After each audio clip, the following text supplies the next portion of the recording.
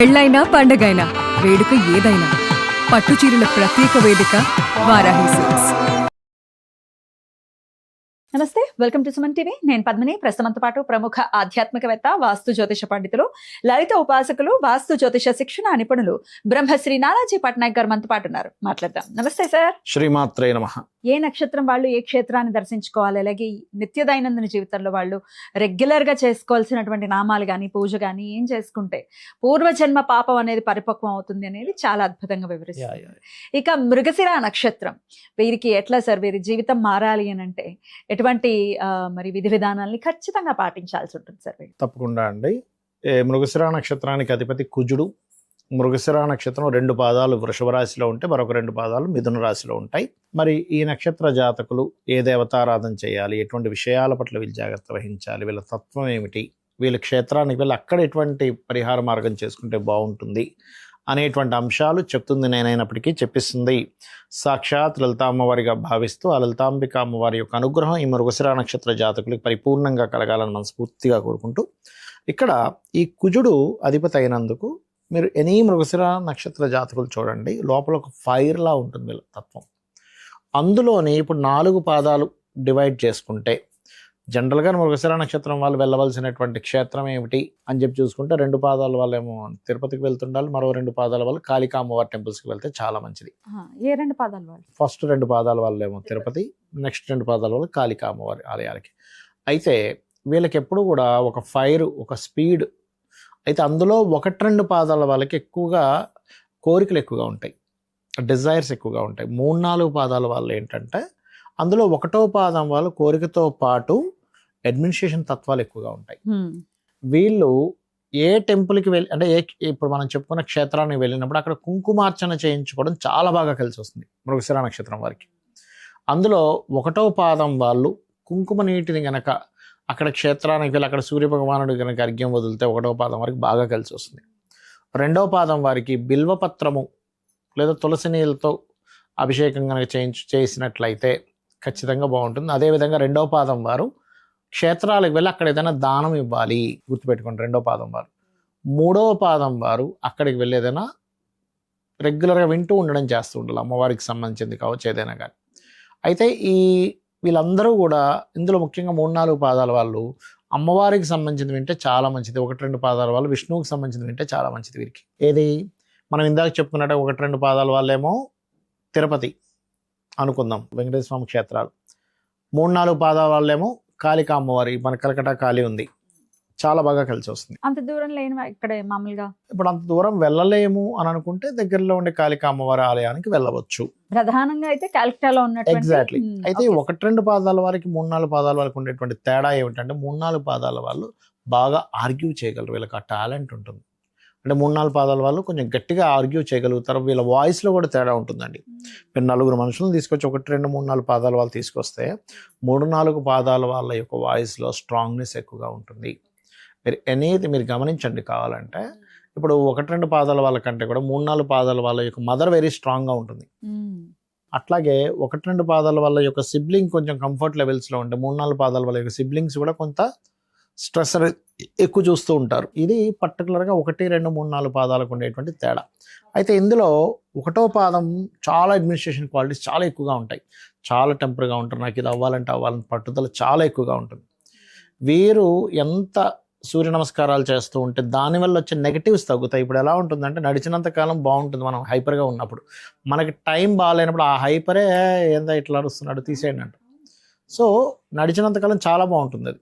ఇప్పుడు అదే 2వ పాదం వారికి ఎలా ఉంటుందంటే ఇక్కడ కొంత హైపర్ ఉన్నప్పటికీ ఇక్కడ కొంచెం ఏంటంటే, మీరు ఎనీ మృగశిర నక్షత్రం 2వ పాదంలో జన్మించిన వాళ్ళని చూడండి, పురుషులైతేనేమో ఇంట్లో ఉండే మదర్కి హెల్ప్ చేద్దామని చూస్తుంటారు. స్త్రీలకు కనుక జన్మించారు మృగశిర 2వ పాదంలో ఖచ్చితంగా నేను ఇంట్లో ఏంటంటే నేను బుల్లెట్, ఇప్పుడు బైక్ కొనుక్కోమ్మా అని అంటే నేను బుల్లెట్ కొనుక్కుంటాడు, అమ్మాయి బైక్ కొనుక్కుంటాడు, షర్ట్ ప్యాంట్ వేసుకుంటాడు. అంటే ఆ స్త్రీలకు ఆ తత్వం ఇస్తాడు అక్కడ 2వ పాదం దగ్గరికి వచ్చేసరికి.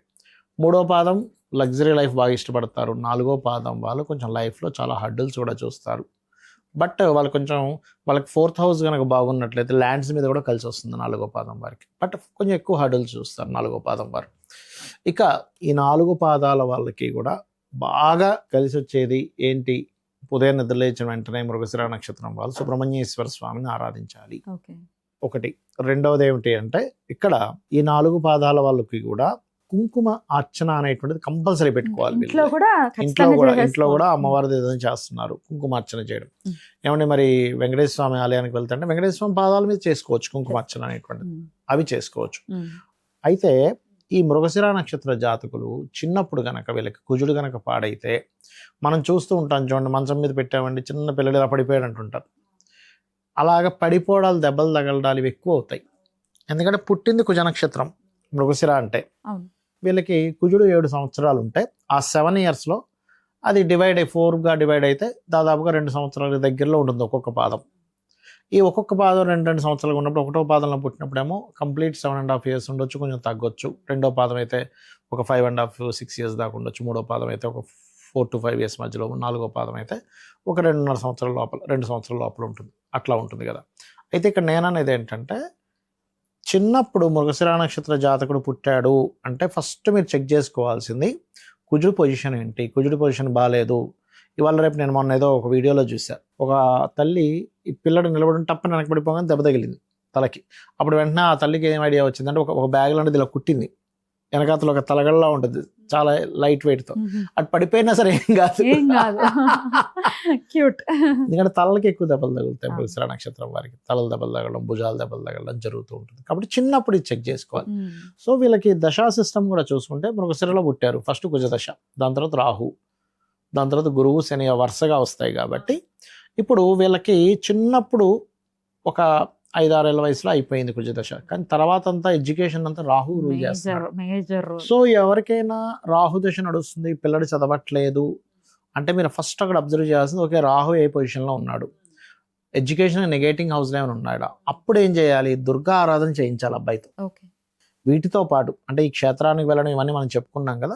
అప్పుడు ఏమవుతుంది, చిన్న దుర్గా లాకెట్ కానీ వేసామా చదవట్లేదు అన్నప్పుడు అప్పుడు చదువులు ఆటోమేటిక్గా సెట్ అవుతుంది. బాగా చదువు వచ్చినా కూడా రాహు ఇంపాక్ట్ ఉందని అనుకోవచ్చా సార్? బాగా చదువుతారా? ఇప్పుడు కొంతమంది పిల్లలు చూడండి ఏమీ చెప్పరు ఇంట్లో వాళ్ళు, కానీ వాడే నెట్లో సెర్చ్ చేసేసుకొని ఏలో సెర్చ్ చేసుకొని ఇది ఇలాంటి అదలాంటి చెప్పేస్తుంటాడు. కారణం ఏంటంటే ఇంటర్నెట్లో చూసి నేర్చేసుకునే యోగం వచ్చేసింది రాహు ద్వారా. అంటే చదువు కూడా ఇస్తాడు. మనం చూస్తూ ఉంటాం చూడండి, ఇంత చిన్న పిల్లడు ఇది క్రాక్ చేశాడంట, అది చూసి మైక్రోసాఫ్ట్ వాడికి జాబ్ ఇచ్చాడు అంటుంటారు. ఇదంతా కూడా రాహు అద్భుతంగా ఉన్నటువంటి స్థితి. ఏదైనా చేయగలరు రాహు. సో వీళ్ళకైతే మేజర్ రోల్. ఇప్పుడంతా రాహువే కదండి వెళ్తుంది. రాజకీయ నాయకులకి రాహు అయిపోయాడు. ఎందుకంటే ఇప్పుడు ఒక సిస్టమ్ అంటే ఒక సోషల్ మీడియా కనుక తలుచుకుంటే రాజుని మార్చేయగలుగుతుంది ఖచ్చితంగా. అట్లాంటి పాజిటివ్స్ అన్నిటిని పెట్టి అపోజిషన్ పార్టీ చేసిన నెగటివ్స్ అన్నింటినీ అప్లోడ్ చేస్తుంటే జనాల మైండ్ లో మారిపోతుంది కదా. ఎందుకంటే అందరూ మనం రాహుగ్రస్తలం అయిపోయాం, చూస్తూనే ఉన్నాం, ఇలా చూస్తూనే ఉన్నాం. పొద్దున్న లేస్తే ఏళ్ళు ఇలా వెళ్తూనే ఉంటది. రాహుగ్రస్తం. ఎప్పుడు రాహు ఇంపాక్ట్ తగ్గుతుందని అంటే వాట్ ఈస్ యువర్ అనాలిసిస్? ఇది కలియుగం కదండి, కలి రాహుతో సంబంధం ఉంటుంది కలికి అట్లా. సో అందుకని వీళ్ళు మృగశిర నక్షత్రం వాళ్ళు చిన్నప్పుడు చిన్నపిల్లలకి మాత్రం ఈ జ్వరాలు వస్తున్నా, లేకపోతే ఒక్కొక్కసారి జంతువులు, ఇప్పుడు కొన్ని ఊర్ల సైడ్ జంతువుల వల్ల ఇబ్బంది రావడం కానీ చిన్నప్పుడు ప్రధానంగా ఏదో స్కూల్కి వెళ్తూ గేదె పొడిచిందని నేను వింటూ ఉంటాము, అలాంటివి ఎక్కువగా జరుగుతాయి. కాబట్టి ఈ విషయంలో కాస్త జాగ్రత్తగా ఉండాలి. బ్యూటిఫుల్ సార్, చాలా అద్భుతంగా తెలియజేశారు. ఖచ్చితంగా మృగశిర నక్షత్రం వాళ్ళకి ఇది చాలా బాగా ఉపయోగపడుతుంది.